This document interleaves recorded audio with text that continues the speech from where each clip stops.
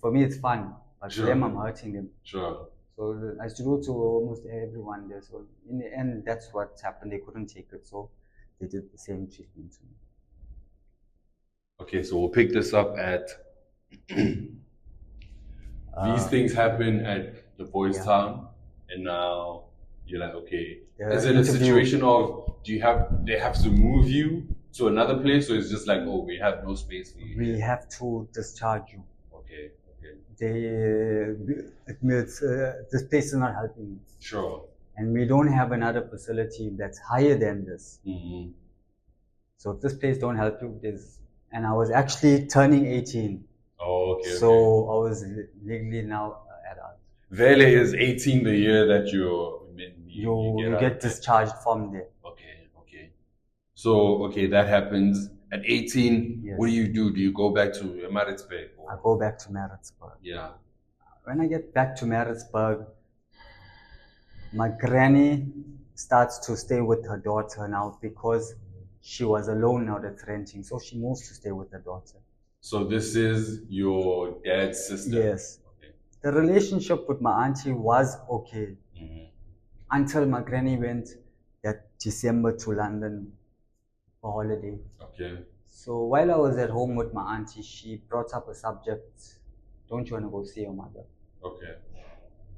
So And prior to this, you hadn't really thought about this? I didn't really, so it was like a shocking thing to me. So I took the idea and I did go and see my mother. And the first day I went to go see her, they told me, you don't have to hide and do anything. Whatever you want to do, you do it here in the house. Okay. And so I felt like open. Yeah. The first time that no one's worrying. And who's here at your mom's place? I didn't know. I had 3 sisters, 2 more brothers. Okay. Other granny. Yeah. My uncle. So this is still in Maritzburg as well, like yes. just a different section. Yeah. I think it was the tension. Okay. That I was getting that made me blind. So I ended up not going back, even when my granny did come down after 2 weeks. Sure. I did go and see her, and she asked me what happened. Why did I leave the house? Yeah. And I explained to her, and then she said, "Okay, right, I'm back. You can come back home." Sure. And I refused. Yeah. And then it's like from that day, they washed their hands out of me. Your gran. Yes. Sure. They washed their hands out of me. Like they not the same family that grew me up. They don't have the same affection towards me. So I really pulled back from them. Ended up carrying on staying with my mother and them. I've been in jail in and out. I'm coming from, let's say the sentence. I've been sentenced 6 times already. I've been to about 5 different jails. All theft cases. Yeah. My first case was in 2008. Yeah. Got a 5-year suspended sentence. My second case was in 2011, 18 months imprisonment. My third case was in 2012, 2 years imprisonment. My fourth case was 520 days parole break. That was in 2014. My fifth case was in 2017, robbery with aggravating circumstances. My sixth case was last before year,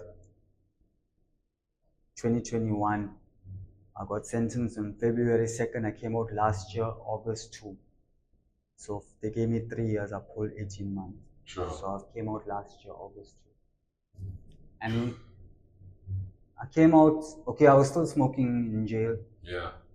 But how I can explain to you, the pain, the withdrawal wasn't as painful as outside.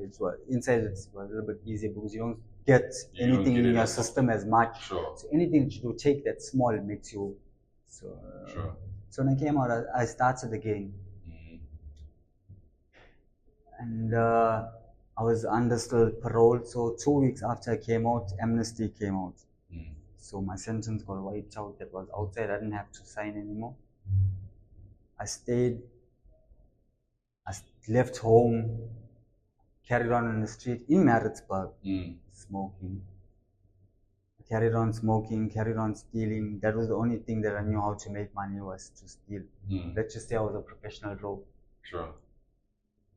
I used to do it a lot in Maritzburg. Sure. I did it here in Durban. Yeah. To be honestly speaking, can I say it on camera? For sure, bro. For sure. Around this area, yeah, Yeah. exactly where you are staying. Sure. I used to finish this place. To Sure. be honest, but right now when I came back here, there's too much of cameras, so I gave it up. Sure. I'm hustling an easier way, Sure. and an honest way. Never mind, I make now that 70 or 100 rand a day, but it's better for me to have that freedom than having 400-500 rand and then being in jail. So I better have that 100 rand and stay outside than going and stealing. Sure. Let's go back to like because a part of I'm guessing, but maybe a part of your issue, like the issue started with the substance, like because now you're stealing to feed. That's where the whole thing runs down to. Sure. There's two types of smoking. One type that I didn't like, which now I'm doing, and it's the worst type, which means it's the hardest type to leave, where you are injecting. Sure. If you can see there's lines on my hand. Sure. These, they call it train tracks. Sure. These are all the needle marks.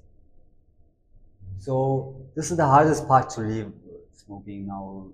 It's like there's the people that are such around, they don't worry about anything else. It's like there's no more life left because there's nothing else that they can do.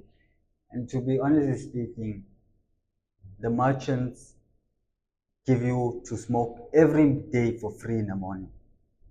So you are forced to carry on the day like that. Sure.